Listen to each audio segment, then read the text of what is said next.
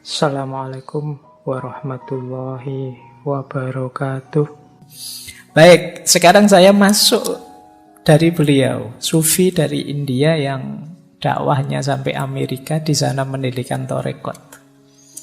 Torekot Inayati dari beliau Hasrat Inayat Khan.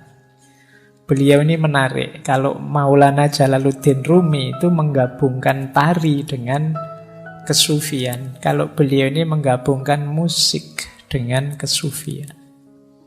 Jadi beliau ini pemusik tapi juga sufi. Menulis banyak sekali tentang musik. Dulu pernah kita bahas. Saya lupa itu di tahun berapa, mungkin 2021 atau berapa, zaman pandemi. Saya masih ingat karena di era pandemi kan saya ngomong sendiri di kamar itu.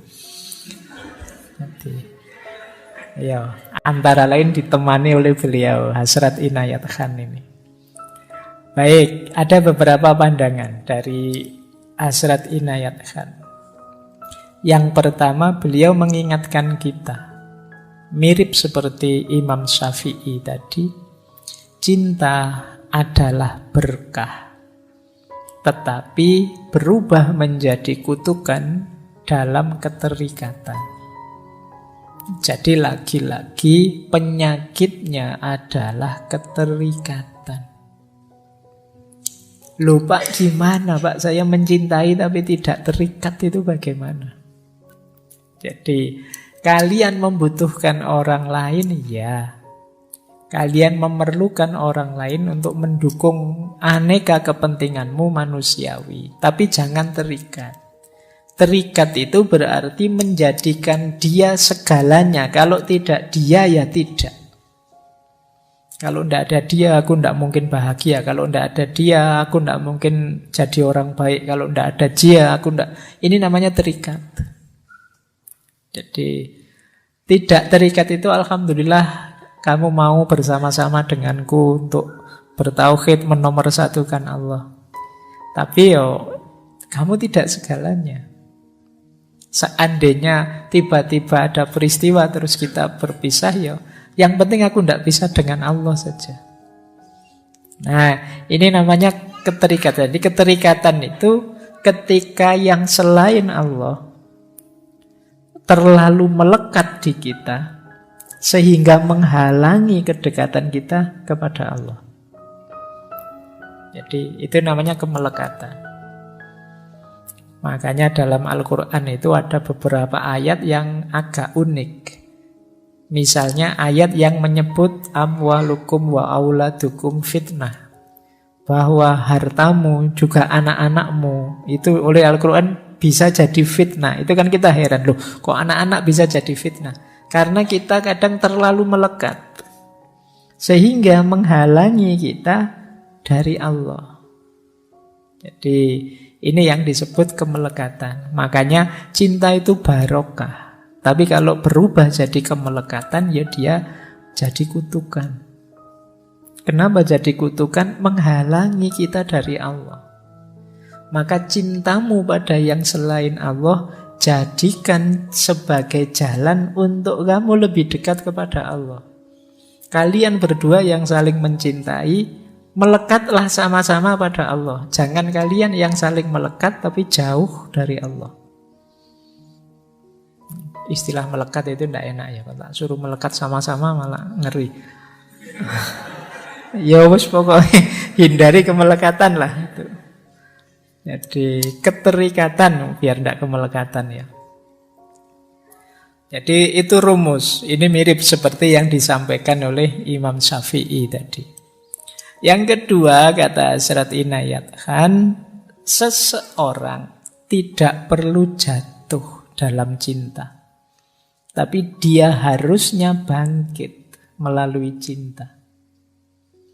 Nah, mulai sekarang boleh kalian merevisi istilah jatuh cinta.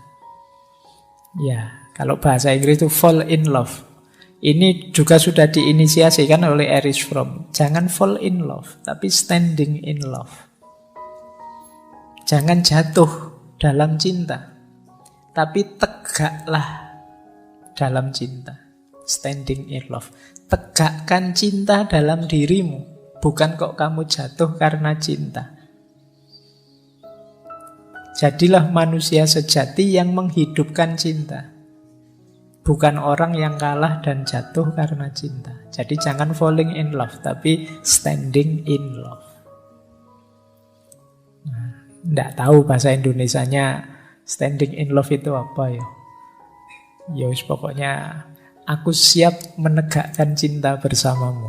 Nah, bukan aku jatuh cinta padamu. Jadi biar sama-sama tegak.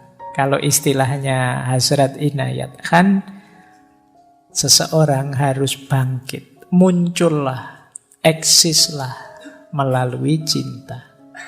Jadi cinta jangan jadi kuburanmu.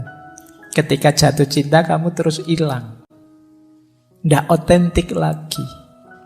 Tapi cinta jadi jalanmu untuk eksis. Jalanmu untuk hidup, menyayangi dan mencintai.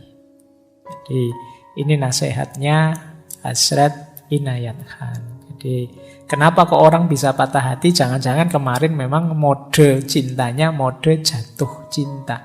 Pasti saja kamu jatuh. Maka ayo standing in love. Biar kamu tegak. Jadi bareng-bareng menegakkan diri, eksis. Baik, terus yang ketiga, ini lanjutannya sebenarnya. Dari cangkang patah hati muncul jiwa baru yang lahir. Seandainya dalam cinta kalian mengalami patah hati, tidak masalah. Jadi ada sunnatullah dalam hidup ini bahwa menyusuli kehancuran itu pertumbuhan. Jadi kalau sesuatu itu sudah busuk, hancur, dari situ akan lahir sesuatu yang baru. Maka dari cangkangnya patah hati, lahirlah jadi orang baru. Lahirlah jadi manusia yang baru. Kalau kalian sangat kecewa dengan apapun sebelumnya dalam hidupmu, tidak hanya patah hati ditinggal pacar, kecewa karena apapun, maka jangan ambruk, jangan jatuh, keluarlah tegak bahwa inilah aku yang baru sekarang. Misalnya kok sangat apes, terpaksa kamu kuliah kok di DO. Begitu kamu di DO keluar dari kampusmu sambil bilang, inilah aku yang baru, yang lahir. Jadi keruntuhanmu adalah sumber kelahiranmu kembali. Jadi kamu tidak depresi. Ditinggal pasanganmu juga begitu. Begitu ditinggal, ya sudah, sekarang aku sendiri, berarti inilah aku yang sekarang baru, yang tidak kayak kemarin. Yang tiap hari stres karena ngeladeni kamu, sekarang aku bebas. Jadi dari cangkang patah hati muncul jiwa baru yang lahir. Hidup itu kan selalu ada sulitnya, selalu ada jatuh bangunnya. Ketika kamu jatuh, jadikan itu titik tolak kelahiran yang baru. Ya kalau kamu sukses, jadikan titik tolak untuk semakin tinggi, semakin mengembangkan diri. Jadi sebenarnya tidak ada alasan untuk kamu jatuh terus-terusan, sedih terus-terusan, depresi terus-terusan. Lahirlah jadi orang yang baru. Banyak orang yang depresi karena jenuh. Beberapa bahkan sampai mengakhiri hidupnya sendiri dengan alasan yang tidak jelas. Karena dia jenuh, merasa hidup kok kayak gini lah, padahal itu enak. Ada artis yang kaya, yang ganteng, yang cantik, tapi mengakhiri hidupnya. Alasannya depresi, jenuh dengan hidupnya. Mungkin kalian perlu latihan ini. Jadi kalau kamu jenuh dengan hidupmu yang versi sekarang, bikinlah versi baru hidupmu. Kamu ingin seperti apa? Dan itu sangat mungkin. Karena yang menguasai hidupmu kan dirimu. Manusia itu paket potensi, bukan paket jadi. Kamu ingin jadi apa saja bisa. Kamu ingin jadi orang seperti apapun, tinggal kamu latih, kamu bentuk dirimu. Kalau kamu jenuh dengan versi dirimu yang sekarang, bikin versi baru. Yang kamu inginkan yang bagaimana? Yo, tentu saja semoga versi barumu yang positif. Jangan kok, Pak saya jenuh jadi orang baik Pak. Misalnya, yo ojo ngono rek. Jadi versi yang baru yang positif. Pak saya jenuh jadi orang yang kemarin kok terlalu pendiam ya, jadi kurang anu. Ya sudah, ayo latihan nggak pendiam lagi, mungkin agak ceria sedikit, agak terbuka sedikit. Pak saya ini jenuh Pak, melihat diri saya itu loh, kok cerewet saya itu. Ayo coba yuk latihan ngerem sedikit biar tidak cerewet, bisa kok. Jadi engkau adalah seperti apa engkau bentuk hidupmu. Jadi jangan merasa dirimu itu harga mati.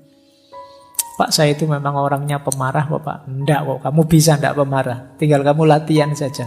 Bikin versi dirimu yang versi kalem. Nah, kalau selama ini pemarah, ya besok ke kampus bilang ke teman-teman, ini versi baru ini versi kalem ini. Nah, itu. Jadi biar temenmu bisa bantu, bisa dukung dikit-dikit lah, ini versi kalem ini. Nanti biar kamu kok tiba-tiba marah, temenmu ngingetin, katanya versi kalem. Oh iya, balik lagi. Nah, mungkin lama-lama jadi kalem beneran. Baik, jadi ini nasihat dari Hazrat Inayat Khan. Jadi dari cangkang patah hati, lahirkan jiwa yang baru. Oke, untuk malam hari ini saya cukupkan sekian dulu. Mohon maaf kalau ada yang kurang berkenan, mungkin 1-2 kekurangan apa, mohon dimaklumi. Kalau ada kekhilafan, kealpaan yang teman-teman ngerti benernya seperti apa, ya silahkan disampaikan. Kurang lebihnya mohon maaf. Wallahul muwaffiq, wallahu a'lam bissawab.